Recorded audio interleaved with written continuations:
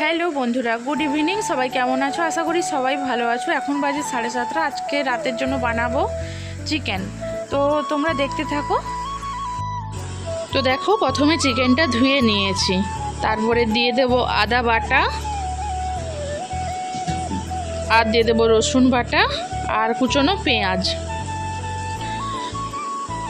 এরপরে দিয়ে দেবো লঙ্কার গুঁড়ো, হলুদের গুঁড়ো আর লবণ।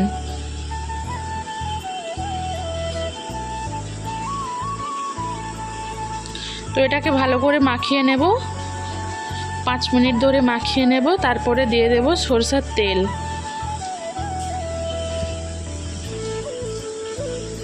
তো আবারও কিছুক্ষণ মাখিয়ে এটা আধা ঘন্টার জন্য ফ্রিজে রেখে দেব। তো তারই মধ্যে আলুটা কেটে নিয়েছি। তো দেখো, আলুটাকে এবার ভেজে নেব। তো কড়াই দিয়ে দিয়েছি, এবার নুন আর হলুদটা দিয়ে দেব, ভালো করে ভেজে নেব। দেখো ভাজা হয়ে গেছে। এবার কড়াই তেলে তেজপাতা দিয়ে দিলাম, তারপরে দিয়ে দিলাম পেঁয়াজ। তো আবারও কিছুক্ষণ পরে দিয়ে দিলাম টমেটো আর কাঁচা লঙ্কা দিয়ে এবারে কিছুক্ষণ কষিয়ে নেব। তো এটা ভাজা ভাজা হয়ে এলে এবার দিয়ে দেবো চিকেনটা,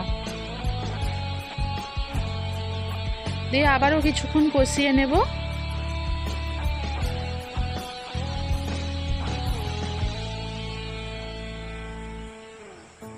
তো কষানোর পরে এবার দিয়ে দেব ভেজে রাখা আলুগুলো।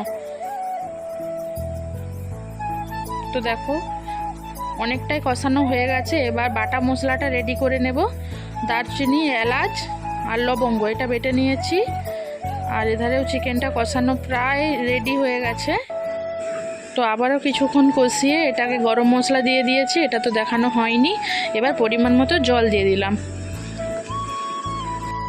তো মাংসটা হয়ে গেছে, এবার দিয়ে দেব বাটা মশলা। তো দিয়ে আর এটা বেশিক্ষণ আর ফোটাবো না, এবার গ্যাসটাকে বন্ধ করে দেব। তো চলো, ভিডিওটা আর বড় করবো না। সবাই ভালো থেকো, সুস্থ থেকো।